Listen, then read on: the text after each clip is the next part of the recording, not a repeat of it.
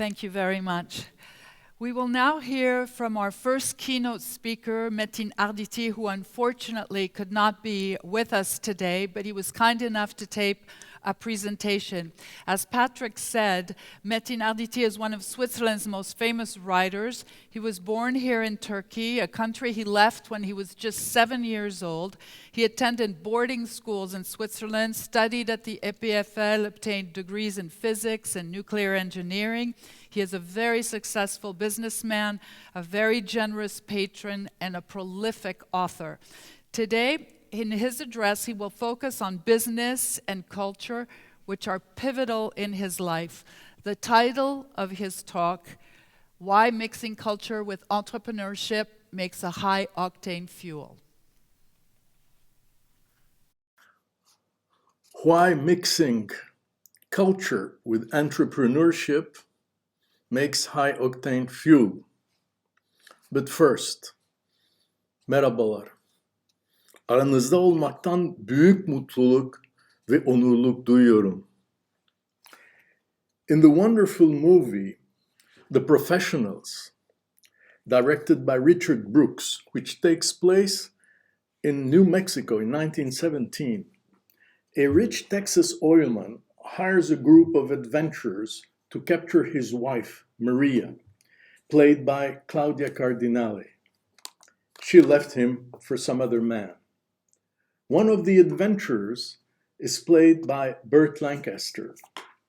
The group eventually captures Maria, and in an unforgettable scene one evening in the Pampa, Claudia Cardinale says to Burt Lancaster with disdain, "You do this for the money."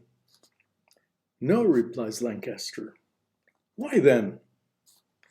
"Because we're professionals." "What is a professional?" asks Claudia Cardinale.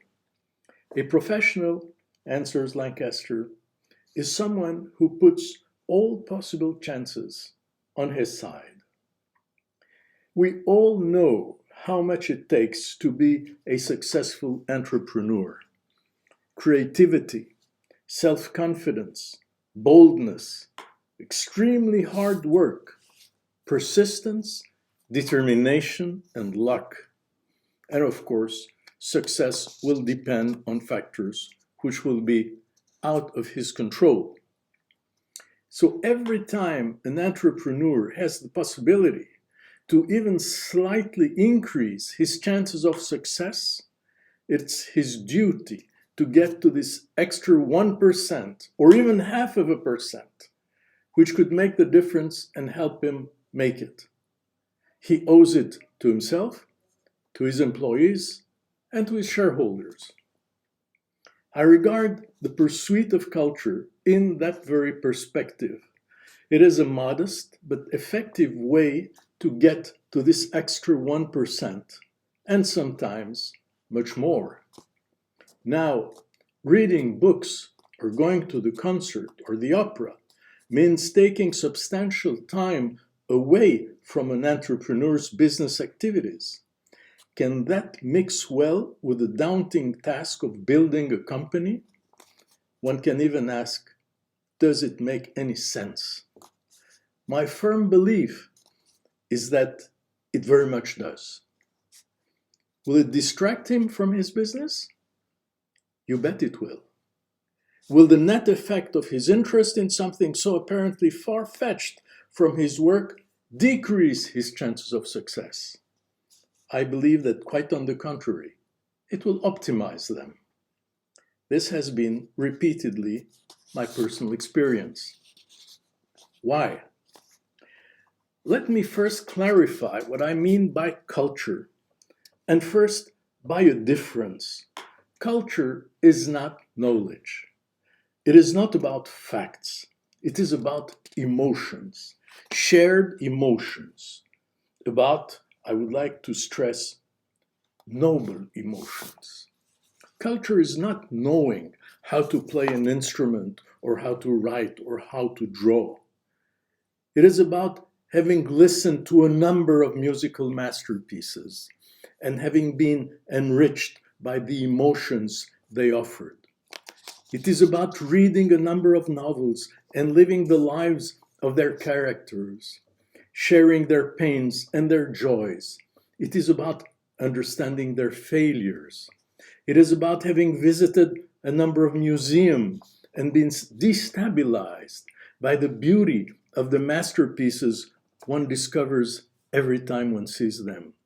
It is about being moved by them even after having seen them 100 times.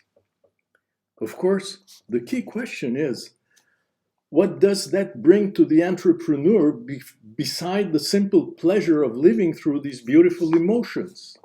How will these experiences increase his company's chances of success?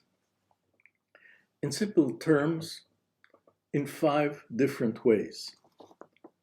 First, and most important, culture provides a sense of humility. Why is this so important? Success breeds vanity, and vanity brings failure. Failure to anticipate competition because one has been so successful so far. Can anyone be as smart as I am? Failure to stay away of changes in one specific business environment. Failure to pay attention to tensions within the company. The opportunities to shine for the successful entrepreneur are so many. TV interviews, prestigious awards, invitations to join important boards. The risk to remain insensitive to others is bound to grow. Can art help in this respect? Art's mission is to describe the joys and agonies of the human heart. This is an impossible task to master. One can get someone close to depicting human reality, but we all know it is way too complex for anyone to fully capture it. So the artist is by essence in a status of constant failure, and that imposes on him and on the spectator a deep sense of humility, a sense that sometimes is there in the novel he's reading, in the picture he's looking at, in the Bach fugue he's listening to, that will always escape him. A first-class American novelist called James Lee Burke once put it beautifully. He said, "When you're dealing with art, humility is not a virtue, it's a necessity." The second extremely powerful tool that art offers is the capacity to put yourself in the other's shoes. I know of no more important talent in being successful in business than to achieve that very simple yet very demanding task. Put yourself in the other's shoes. Reading novels, sharing the emotions of hundreds of characters, reflecting on their fates, is in my view the most effective way to anticipate the reactions of your business partners and give them the appropriate response, the one you know will be the most convincing. Would you call that manipulation? In a sense, yes, it is manipulation.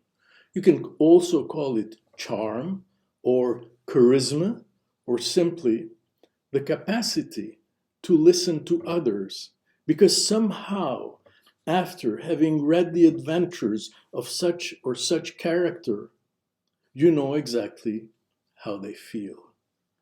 As long as you stay within the law, that means being human, persuasive, and effective. And let us not be naive about it. Being effective is the name of the game. The third tool that a broad exposition to arts offers is by opening a window on the world, what the Germans called Weltanschauung. Even though, for a number of reasons, the world has become a global village in terms of markets, national and regional differences remain strong. Markets extend, so does competition. Understanding your partners in Singapore, as well as those in London, Paris, or Rome, is an incredible asset. Of course, culture will not teach you all the differences. It will help you absorb them, deal with them. It will help you listen to people of radically different cultures and backgrounds, help you hear what they say and what they don't say. This has no price. The fourth benefit of regularly reading a novel or going to the theater or to a concert is that it makes one less dependent on one's professional activities. It gives another dimension to one's life. It helps the entrepreneur keep a healthy distance between his personal and his professional lives. Does that represent a handicap? Quite on the contrary. It is the basis of sound judgments, both on people and on situations. I always remember the words of Jeanne Ersch, the late Swiss philosopher, with whom I had the chance to read philosophy during the last 10 years of her life. She kept repeating, when you're dealing with human nature and you bump into a paradox, that means you're on the right track. We are here in the midst of a paradox, which makes so much sense. Passions are great in romantic movies. In real life, they make you dependent. The word passion comes from pathos, which in Greek means sickness. The closest word to passion is passive. It means being powerless. Passion leads to thoughtless decisions.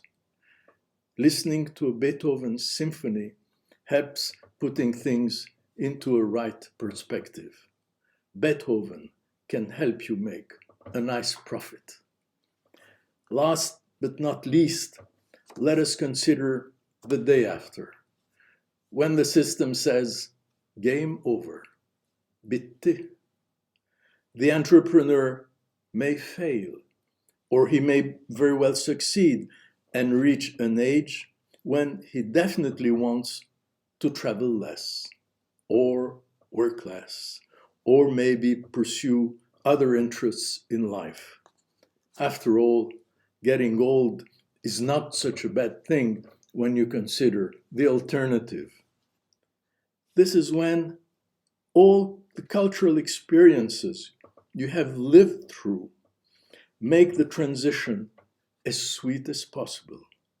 You will have built the one house nobody can take away from you.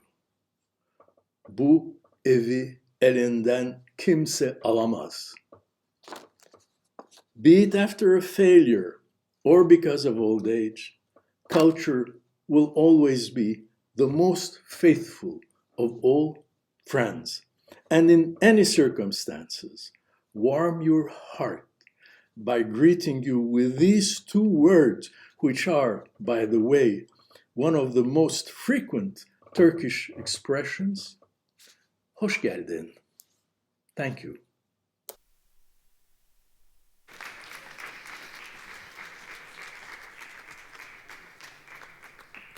Thank you, Metin Arditi, for these very thought-provoking words.